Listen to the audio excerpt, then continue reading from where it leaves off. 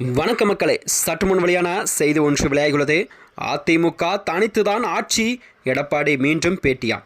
வாங்க வீடியோவை மூலமாக காணலாம்.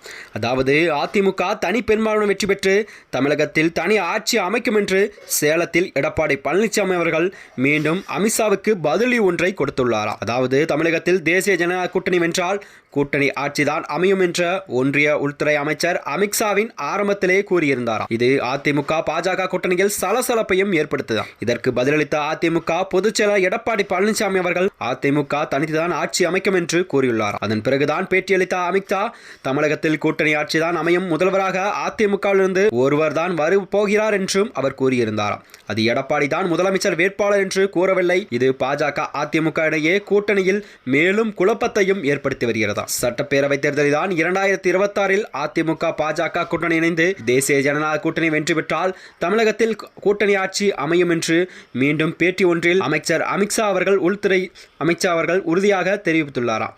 இது குறித்து புதுச்சேரியில் பிரச்சார பயணத்தின் போது ஈடுபட்டிருந்த எடப்பாடி பழனிசாமி அவர்கள் கேட்போது தமிழகத்தில் பெரும்பான்மையுடன் அதிமுக தான் வெற்றி பெற்று ஆட்சி அமைக்கும் என்று, அது மட்டுமன்றி என்றும் மற்றும் ஒரே வரியில் கூறிவிட்டார் என்று கிளம்பிவிட்டாராம். அமித்ஷாவின் கருத்து குறித்து பேட்டியளித்த ஒன்று அமைச்சர் எல் முருகன் கூட அமித்ஷாவின் கருத்து எங்களுக்கு வேதவாக்கு என்று தமிழகத்தில் கூட்டணி ஆட்சி தான் அமையும் என்ற கருத்தையும் உறுதிப்படுத்தி விட்டாராம்.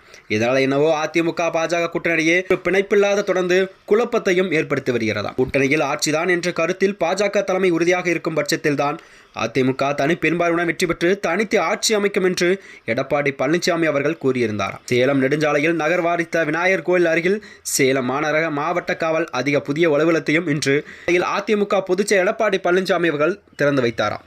அதில் தான் அவர் நிருபர்களிடம் கூறியதாவது, இந்த விஷயத்தை திமுக பாஜக கூட்டணி வலுவாக உள்ளது, இந்த கூட்டணி ஒற்றுமையாக இருக்கிறது.